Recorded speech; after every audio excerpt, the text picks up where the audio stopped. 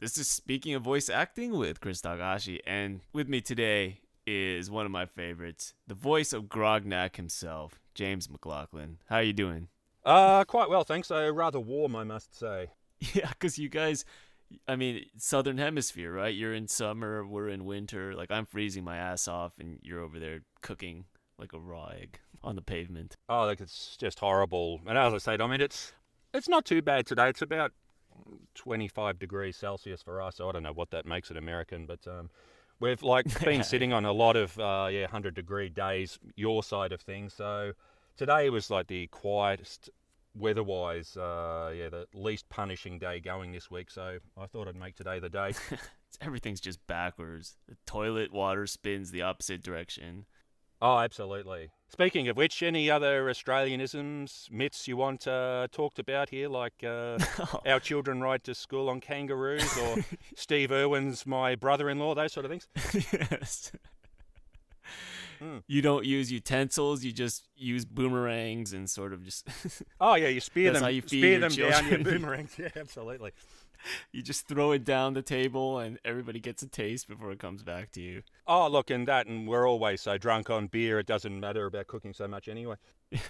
It is weird, like, talking to you, because this is the first time I've heard your normal voice. Like, every time I've heard you speak, it's always with an accent, probably American, sometimes Yeah, absolutely. I mean, that's Midwestern. where I got a laugh when you were talking to Jay the other day about he sounding like he was just in character, and I'm thinking, yeah, you're not going to have that problem with me. You might not be James. You might be James's, like, twin brother, and I wouldn't know. Honestly, I wish I had a twin brother. I'd be palming off everything I don't like onto him.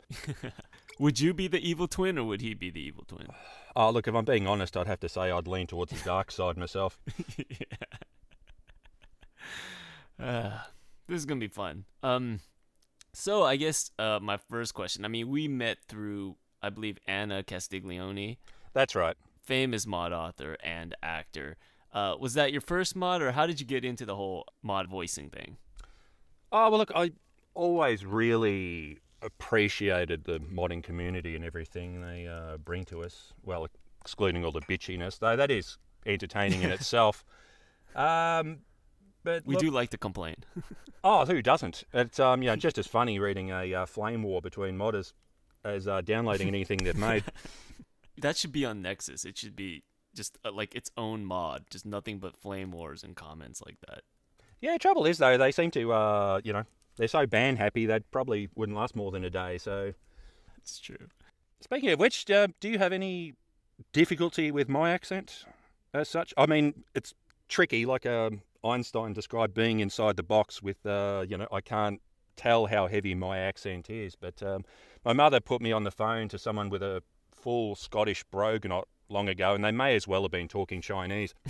No, like I said, completely different person. I would not have recognized that you were James. Oh, it's as long as you can understand the accent as such. I don't think I have a particularly strong accent, but as I say, like between cultures, sometimes it can really throw people off. Oh, no, you're good. We're good. We speak the same language, more or less. Excellent. But yeah, like I said, was it the first mod you voiced? Like, how did you get into the whole mod acting thing? Well, I just finished doing a voiceover course with a view to getting into commercial work, and my coach suggested taking up some form of acting, in that only it could be a help down the track for getting into character when I needed to. So Right. I just bought a mic for practice at home in between sessions, and well, as I said, I've been a mad gamer for years, and I thought, hey, here's something I can do to give back a little to the community. Mm-hmm. And it helped me at the same time. So I jumped online, looked for the biggest kind of mods that were out there at the time, and yours was up on top of the list. So I sent you an audition actually for a Nord, but you sent me back that it was great, but the part was already taken. You just hadn't fixed that up as yet. So then just looking through your page, I saw Anna was looking for some voice actors for her fine mod, and I sent her some auditions, and well, I picked up a Nord, a Dragon, well, amongst others, and and I was off. You auditioned for the Nord, and then she just suggested the dragon. You just had that inflection. No, she actually had a Nord and a dragon on her open takes at the Okay. time, so I just basically sent one of everything, and it was just tick, tick, tick. So yeah, I suddenly had a plethora of options open to me, going from nothing, and then I just kept an eye on your open auditions until something else came up, and yeah. And then we cast you for Treads the Ashes, I believe. Yes, that's right. Yeah, and this was a point where interesting NPCs was kind of spiraling down as far as like how adding new NPCs and things like that. But this NPC had the honor of actually being the last NPC added to the mod at the time. There was since another NPC after and another quest added after that. But this was the brainchild originally of Lindsay Lorraine, who actually came up with the title. Speaking of voice acting, she's very witty, very good with puns.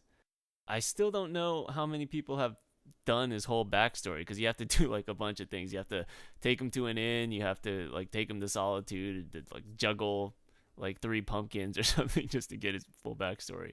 But I do think the character turned out pretty well. Yeah, I remember you had to stick with him for a while. Yeah, he required some loyalty. I know. Yeah. It does have an interesting conceit because you do meet him, and again, this was Lindsay's idea.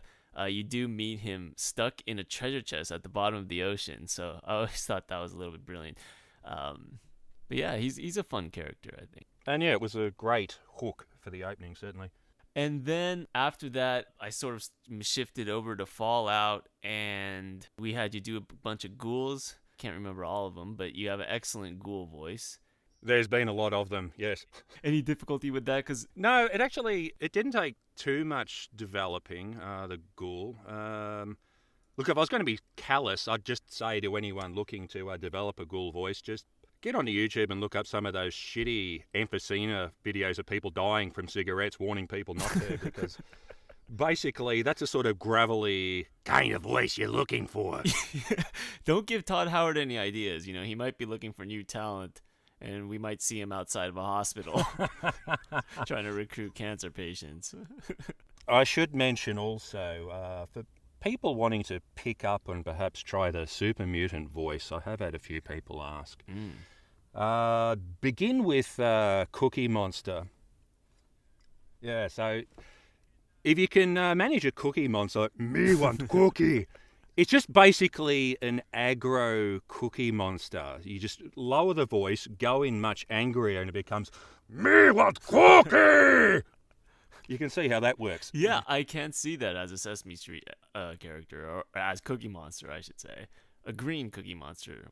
Hairless Cookie Monster. That used to make an absolute ruin of my throat when I first developed that, but now I can do it without any issues at all. So I don't know, maybe muscle memory comes into it at some point, but I'm very glad, because it used to leave me with a sore throat for days afterwards. I do see the resemblance with Cookie Monster and Super Mutants. A slight resemblance. I mean, maybe a hairless Cookie Monster would be green and muscly. We don't know what's under there, so... Yeah, absolutely. Well, look, who's not to say he isn't some sort of mutant? They just may have, jumped the gun in there a bit.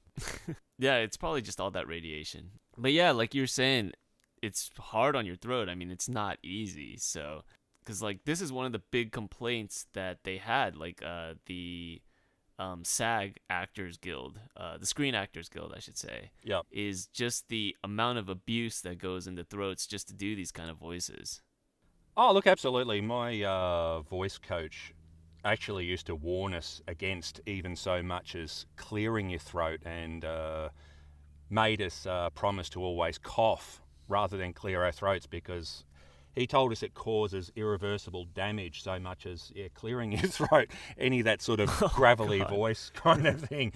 But mind you, I mean, you don't really get much fun not doing it. But as I said, now I have the voices down pat, it really doesn't cause me much in any way of grief at all. So you've actually trained your throat to deal with the abuse. I think so. I don't feel I'm doing anything differently. It just doesn't give me the soreness anymore. I don't know, maybe my throat has built up calluses of a sort inside. I just can't tell anymore. Sounds about right. I mean, I haven't gone to medical school or anything like that or had any training, but it sounds about right. Calluses in the throat. Well, as a working theory, I think it's pretty good, actually. Works for me. So, yeah, I mean, you mentioned having an acting coach. Talk about your actor background. Have you done theater, things of that nature? Oh, God, no. Like, strictly amateurish stuff. Nothing in, years, really. High school sort of stuff, really. Probably what should get a special mention was I was a dungeon master for years, Dungeons and Dragons. Oh, nice. I'm talking like old school, Advanced Dungeons and Dragons, first edition. So this is going back to like the 70s. Oh, yeah, it's going way back. Absolutely. Look, the last time I even picked up a rule book and looked at it, I was just baffled at the sheer amount of bullshit that's been built up on top of the original working systems. I don't know how anyone makes sense of it, in all honesty. But look, I probably was heavily into that sort of stuff until 16, 17. Then girls came on the scene, and then that's it. Real life kind of intervened at that point. You know, D&D, you're great and all, but I found this other thing. Yes, called yes, women and booze. Suddenly, the escaping from reality didn't need to, come to the forefront anymore. Reality itself showed it had some appeal there. Oh, absolutely. Fantasy still played some element, I will say. But, yeah. Let's keep this family friendly here. A little bit of role play still needed to happen, you know. Oh, absolutely. A little bit of spice into the mix never hurts. But you're saying you've always enjoyed sort of kind of encompassing or becoming these characters. Yeah, absolutely. The improv work, the just picking up different characters at the drop of a hat, it's a great outlet. I find that even when I'm flat stick with commitments going on around me, the voice work through mods, I mean, it's something I can tackle in small bits, but it's still a great outlet for me.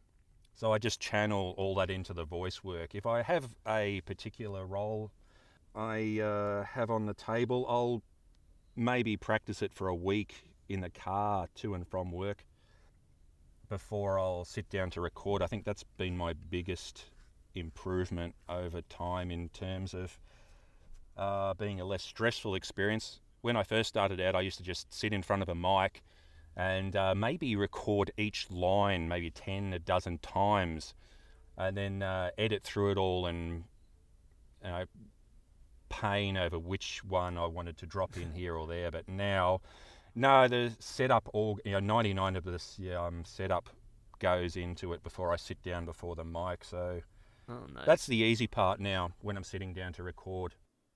Have you had different mod authors ask for different takes or multiple takes to be included when you submit? No, I can't say I have. I know I don't. I just don't give a shit. No.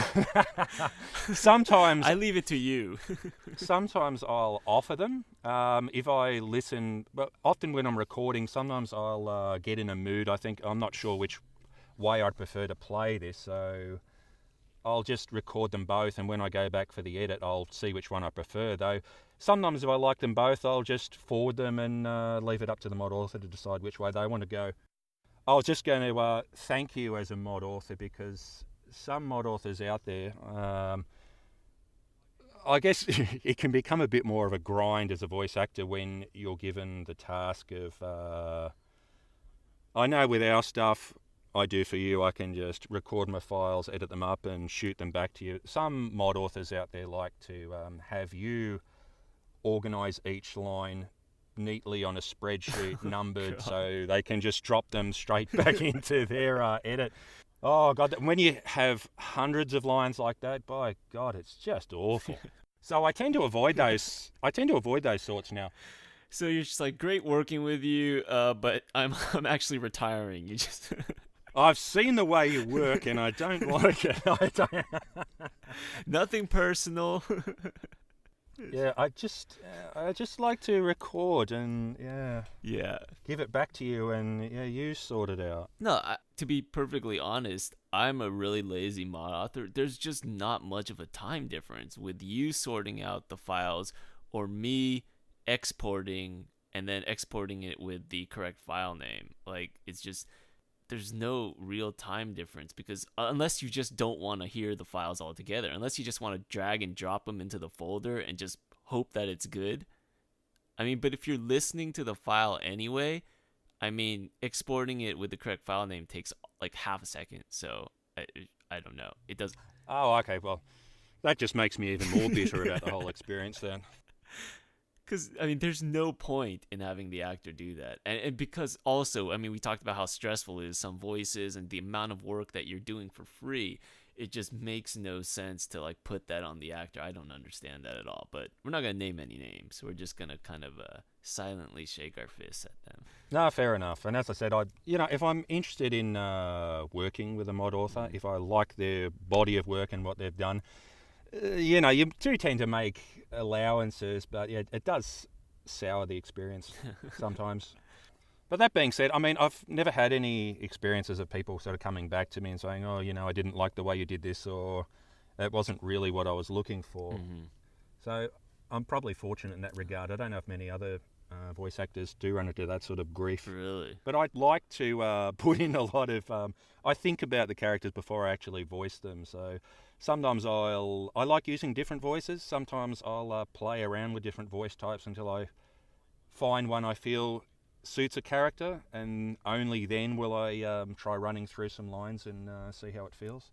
And you even do a lot of ad-libbing too, from what I noticed, which is always great. I've always used a lot of your lines, and not all of them, but most of them I'd say I use. So really awesome. Well, yeah, I said if something comes to mind, I'll throw it in there. I don't always expect them to be used, but it is gratifying when the odd one makes it through. And I do have something of a warped sense of humour, or gallows humour, as they used to say in the old days. So, not everything I spit out is going to be to everyone's taste. Believe me, I'll edit out some of the lines that I ad-lib at the time and think, no, I don't think anyone would appreciate that other than me. Now I'm curious. Oh, look, I have a fairly black sense of humour. As evidenced in this podcast with your earlier Ghoul joke. Well, I don't know. I abhor violence in real life circumstances, but video games and movies, I just can't get enough of it. The more gratuitous, the better. Okay. Like movies that'll have people sort of, really cringe. I can just be sitting there like laughing my head off. So when it comes to mods, I'm always looking up the most sort of violent things I can get hold of. I want to see blood spraying, giblets, eyeballs, I want to see more of it. I want to dance around in my opponent's rib cages, that sort of thing. Yeah. Perfectly normal behavior in the video game world. I think so. Well, there's an absurd quality to the violence in video games that is comical in a way, and it's fun. And that sort of brings me to the next thing I wanted to talk about, Grognak the Barbarian. Mm-hmm.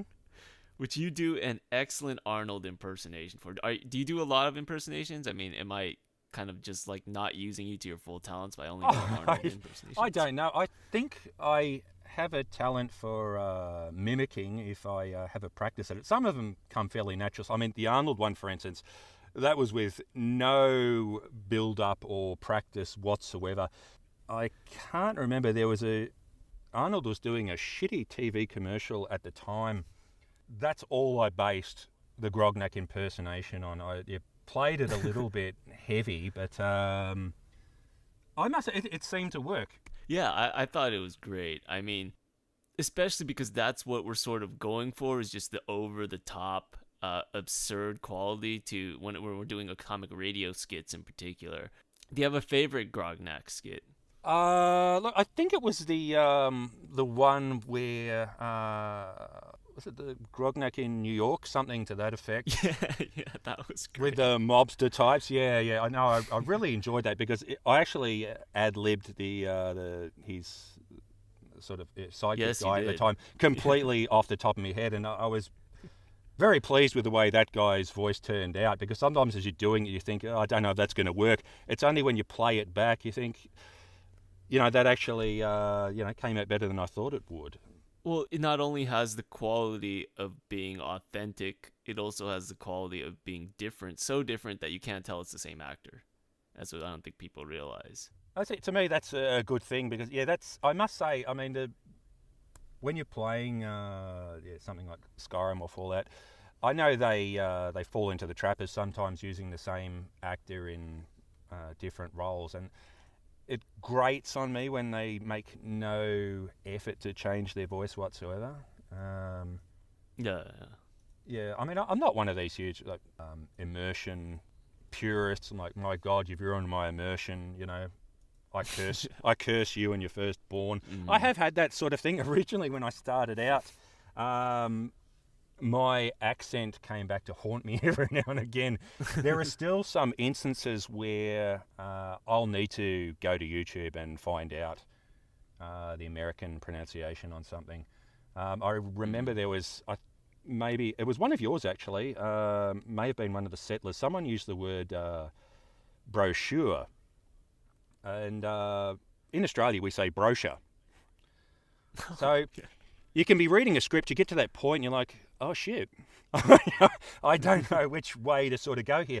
So if I'll try and look it up. I'll read through a script and highlight any words I'm not sure on, and I'll look them up on YouTube before I go ahead. The only way I could find the American pronunciation of brochure was by looking up City Slickers. I remember Billy Crystal had a line in there somewhere in City Slickers where he said, yeah, this wasn't in the brochure. So that's what I had to skim through until I found that line. It was like, yes, now I can go ahead.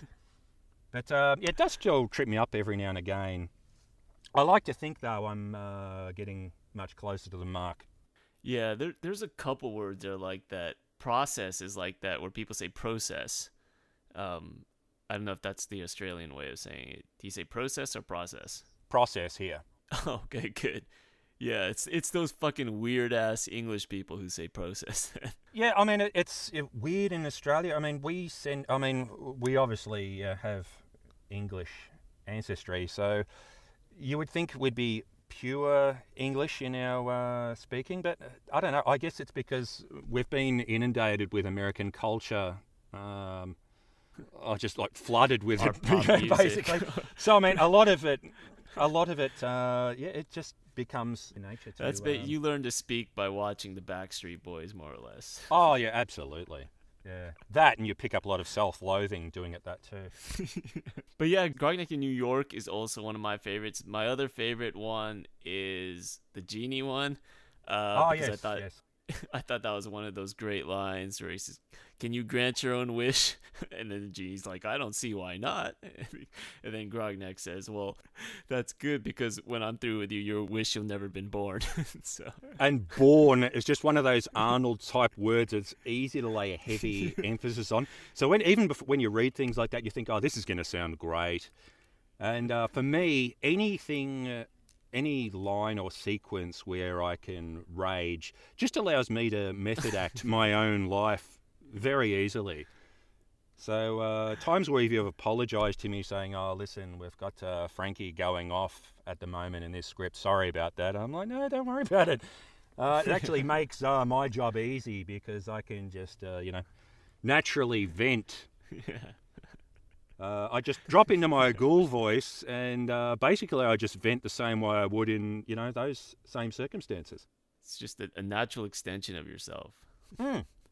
Absolutely. It's not so much Frank as you are James. Well, I think Frank will inherit more of myself as he goes on, especially with the rants and so forth. I think by the time you've done this podcast series, you could probably come back and do an interview with Frank. Frank's about to see some shit. I don't want to spoil too much of season 2 since we haven't gotten around to starting that yet. We have a script for the first episode, but Frank's world is about to be turned upside down. We're just going to get progressively weirder. And so, well, the years haven't been kind to Frank anyway.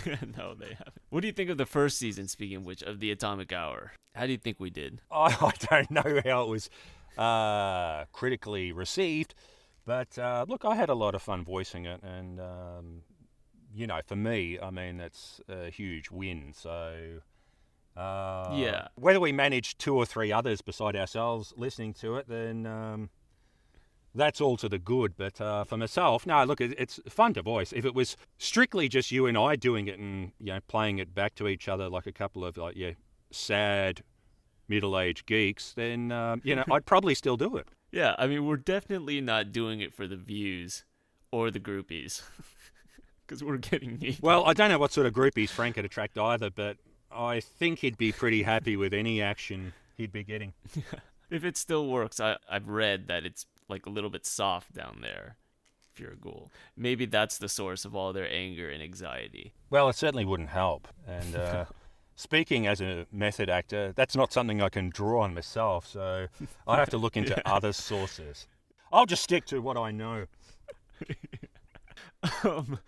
But yeah, I think the first season was a success in what we wanted to accomplish, which is basically kind of keep it sort of a parody of just, traditional talk shows and keep it sort of normal in that regard, and eventually give an opening to where we can start getting progressively weirder and weirder. Well, yes, it's very open-ended, so I mean that's a great part of its appeal. I mean it's going to get to a point where it can literally just sort of stream into any direction you like. Yeah. I mean, it's already had glimpses of it with some of the guests. And I think that's the whole point of it. We kind of wanted to establish this baseline, like talk show parody, and then sort of hint at glimpses of just doing more absurd things and experimenting, and then just take it weirder from there. And that's one of the good things about not having an audience that's very large, is that we can do whatever the fuck we want. Like, there's really nothing tethering us to any kind of standard or taste. Absolutely. And as I said, like, Frank's very grounded no matter what sort of shit goes down. He basically just takes it on the chin and keeps on rolling. So we'll see. Good metaphor for life, I guess. Absolutely. So I think that pretty much covers the roles you've done. For me, you also were the host of, or not the host, the narrator and one of the main characters for the Forgotten City mod. Yes, the Jarl Metallus, which is probably where I get recognised from the most. I do have quite a lot of requests asking for the Jarl's voice, or Patrick Stewart's voice rather, in their mods, really? But it kind of becomes, it's not something you want to overkill. Yeah, I find that sort of thing works better with parodies and stuff, like with Grognak. But even then, I think it worked in this case, and given the success of the mod, have you gotten a lot of exposure, I guess, and new gigs and opportunities? Yes, it definitely has led on to other things. I have a couple of irons in the fire at the moment I'd like to talk about, but my hands are sort of tied. It's all non-disclosure. Yeah, we don't need lawyers knocking on the door. We got a podcast to finish. So yeah, you've got that in the works. Anything you can talk about that you have going on? Nothing in particular, to be honest. No, I do have modders will reach out with normal sort of project, non-commercial stuff, and I do help out wherever I can. My schedule allows. I generally tell people up front that I'm generally happy to help. Short, medium projects, I can usually manage a decent turnaround time, but sometimes just real life commitments put the kibosh on things, and so I'm happy to help out people where I can. I recently did a bit for Vegas Wanderer, who did a mod for the original Fallout, or Fallout 3 I should say rather. Yeah, it's cool that people are still making mods for the old games. I know when I made my Fallout 3 mods, they were kind of late to the party. Same with the New Vegas mod. I actually tried running New Vegas on my system, like a fresh new install, and I'm absolutely anal when it comes up to setting up Bethesda game with mod-wise, performance-wise. I tweak the hell out of it. I know what I'm doing. I used to do Oblivion FOCOM installs that used to take me hours. But when I set it all up to run on my Win 10 PC, it ran beautifully until the first time I actually shot something, and then it crashed the desktop, and I'm like, no, that's it. So I quietly deleted it all, and I thought, no, I just can't put up with it. So unless someone decides to, remake it into Fallout 4's engine, I've no doubt it'll remain a happy memory until that time. I think they are planning on doing it, but who knows if it'll ever get finished. With big projects, they always kind of have a tendency to crash and burn. Not saying this one will, because our friends of the show, Naf 95 and Noctium, I believe were part of the project. I don't know if they still are, but hopefully that will get done. I generally follow all those projects. I mean, yeah, it can be frustrating when you see... I remember there was a group trying to remake Morrowind into Oblivion's engine, and then it got far enough that Skyrim was released, and now a separate group's trying to remake Morrowind into Skyrim's engine. So these poor bastards are still working on the one into Oblivion's engine. Meanwhile, someone's trying to bring Oblivion into Skyrim's engine, and by the time they're ready to release, no doubt the next game will be out. So yeah, exactly. Who knows? But no, look, as gaming wise, it's been Skyrim and Fallout 4 that have soaked up most of my time.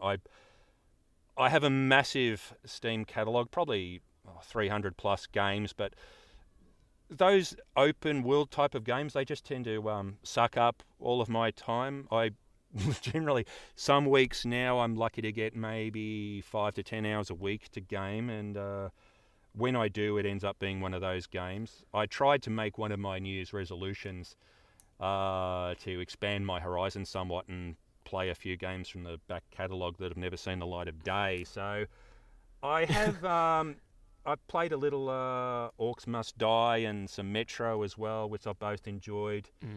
It gets embarrassing sometimes if I'm talking to people about gaming and they say, oh, have you tried this, have you tried that? And I'm like, oh, I'm still playing the prequel to that. Or, oh, what do you think of the new Far Cry? I'm still halfway through Far Cry 2, Same with movies. So... I find once you get older, you have kids, your free time just kind of gets sucked away. Like, I haven't seen a Star Wars film since the original trilogy.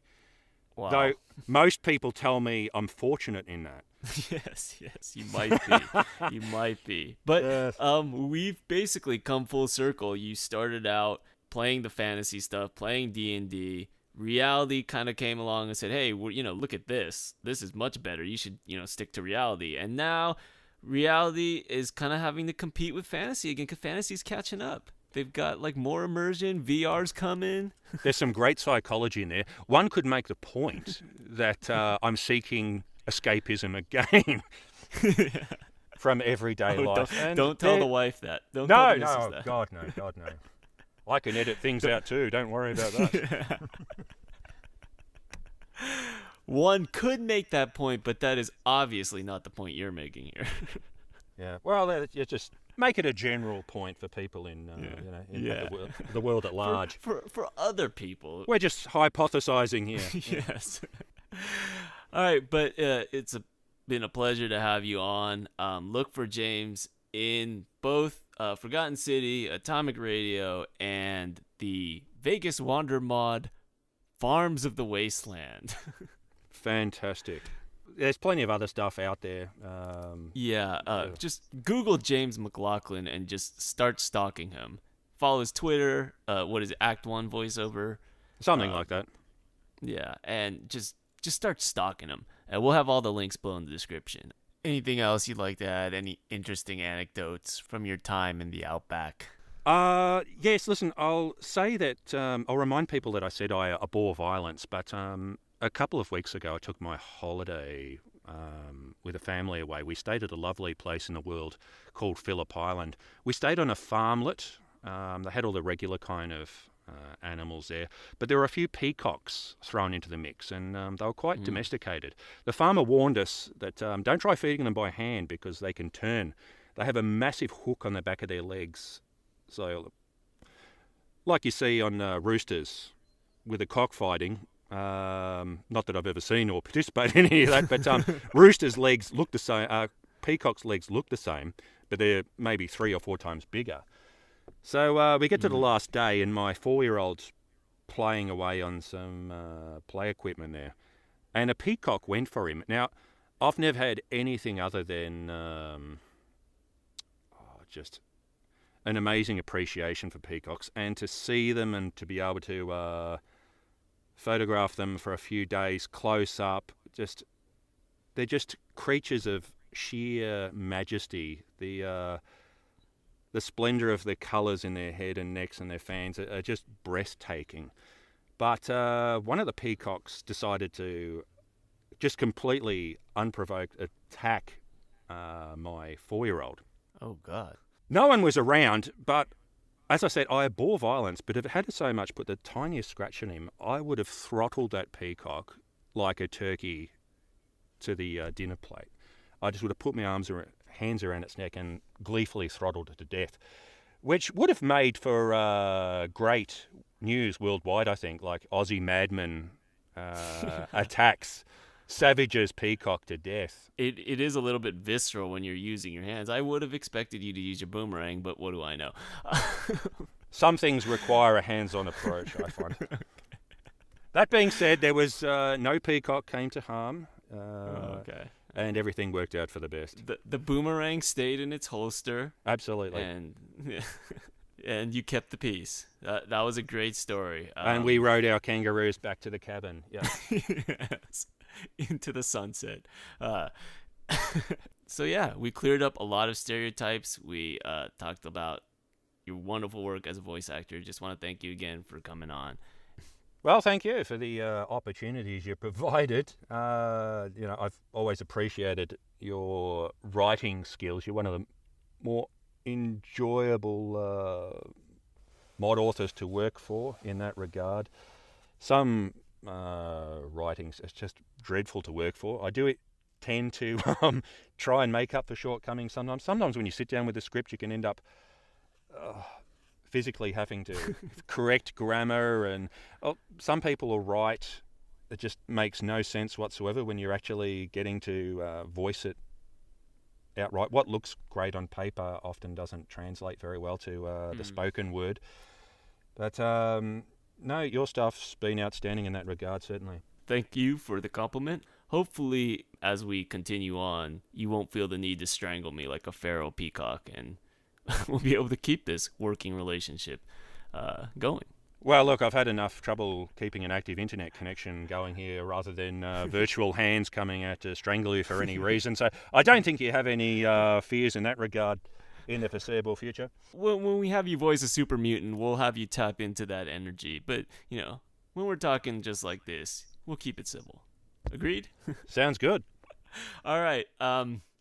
Once again, that is James McLauchlan. Tune in next week when we have another guest. I don't know who it's going to be, but hopefully they'll be almost as good as this interview was. So listen for that, and goodbye.